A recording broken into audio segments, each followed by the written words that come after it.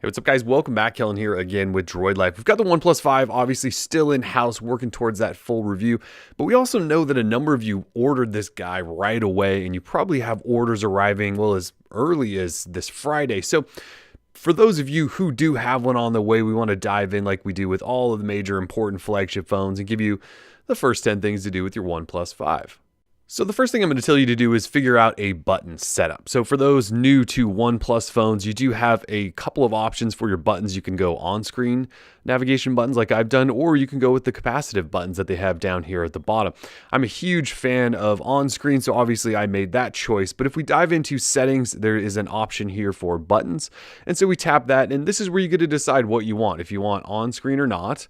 And out of the box, they actually come off. And when you go with the non-on-screen buttons, you do have these two little dots each to the left and right of your fingerprint reader. So fingerprint reader obviously gets you back home, and those two dots will get you back and your app switcher. And they don't necessarily say that, they are really just dots. Again, I'm an on-screen guy, so I'm going to go ahead and check that. But one thing you can also do is say leave your home button always on. So I'm using on-screen buttons, but I also have the fingerprint reader enabled as a home button. So you can really kind of customize your setup to how you might like it. I also have some other buttons in here. So press camera twice to launch the camera. Sorry, press button over here, the power button, launch the camera.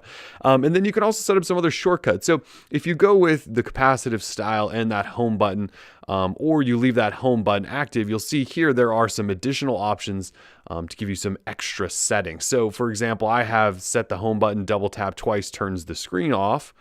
And then I also have long press that home button launches Google Assistant. Of course, I can long press the virtual or on-screen nav button as well, but you can customize these buttons to do additional things. So the button setup here, while it's not necessarily the biggest deal on a lot of phones, it is on the OnePlus 5.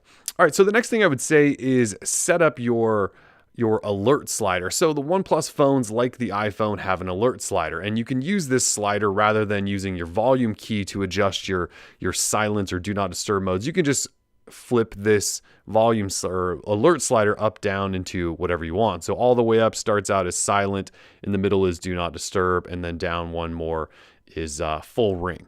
And so you can actually tweak this stuff, and there is an option in settings here above that buttons option called alert slider, and you tap that. And as you go in here, there are some specific options you can set. So when you want it in silent mode, which is all the way up, you can decide if you still want media to have volume or muted, or if you want vibrations at all, and then if you want alarms to ring or not.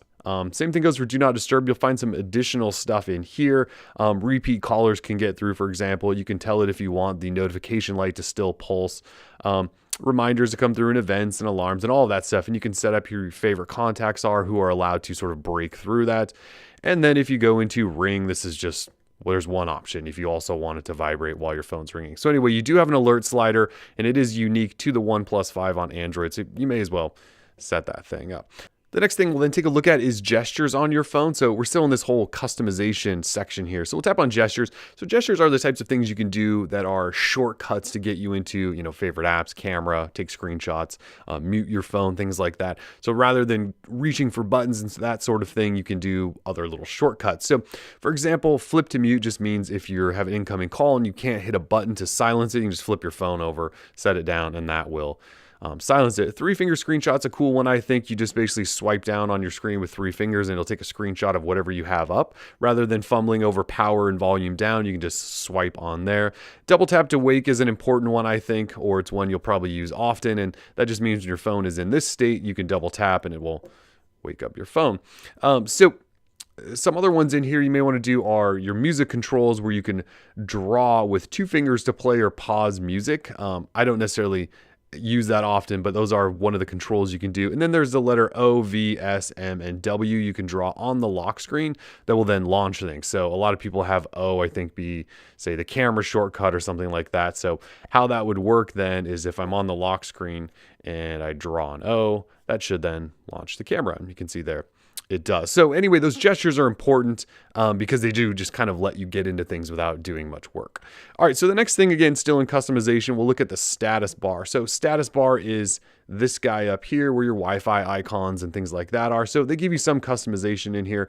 You can change the style of how your battery meter shows, whether you hide it fully, just go with the standard bar or the circle. I'm a big circle guy, so we went circle. You can also decide if you want your battery percentage to show up there or not. You can display network speed, so depending on what you're doing, you can always see if there's data coming in and out of your phone.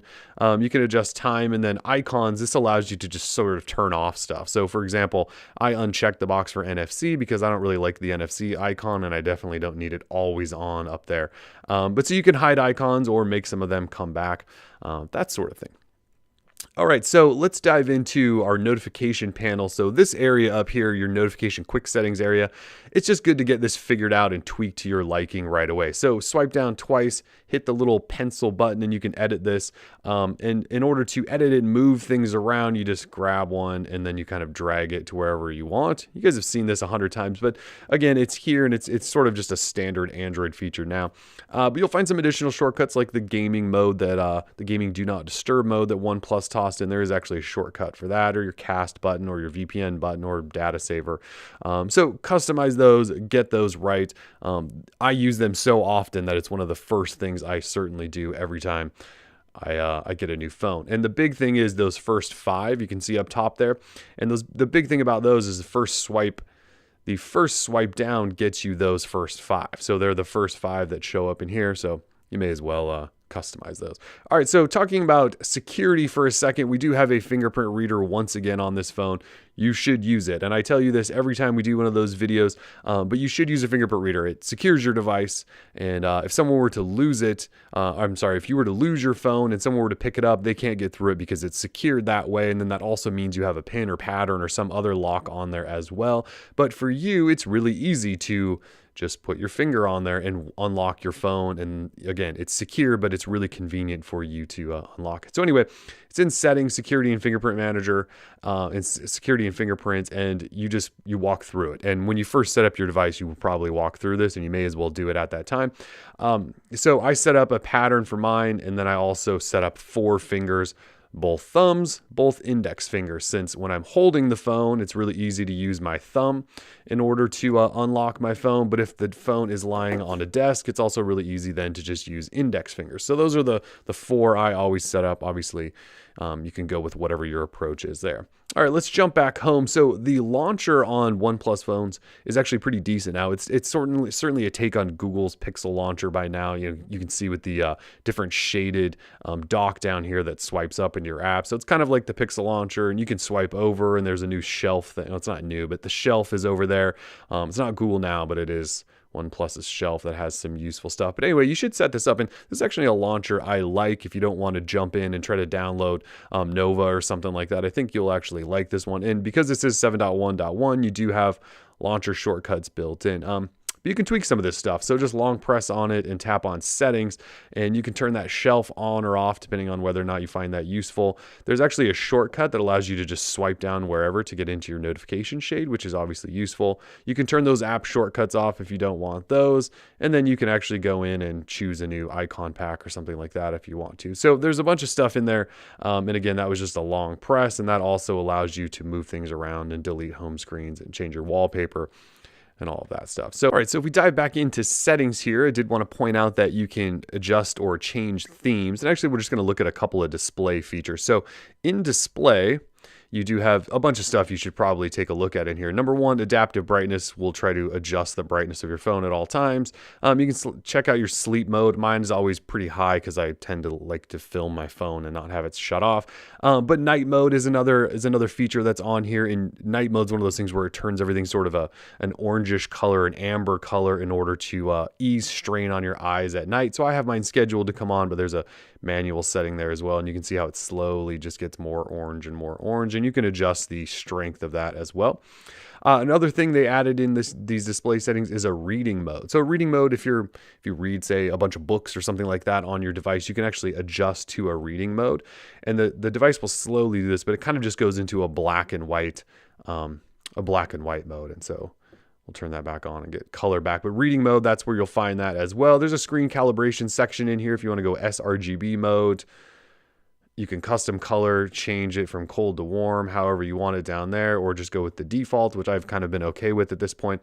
But this display area, there's a whole bunch of settings right up top here you're probably going to want to play with. What I wanted to show you, though, is there is a theme section here. So you do have a default theme, which is this guy, which has the sort of black up top here and the lighter settings. But there is actually a full light theme, which turns this area up here light, or there's a dark theme, which turns this area here darker. And then you can actually adjust an accent color if you choose any of those other two themes.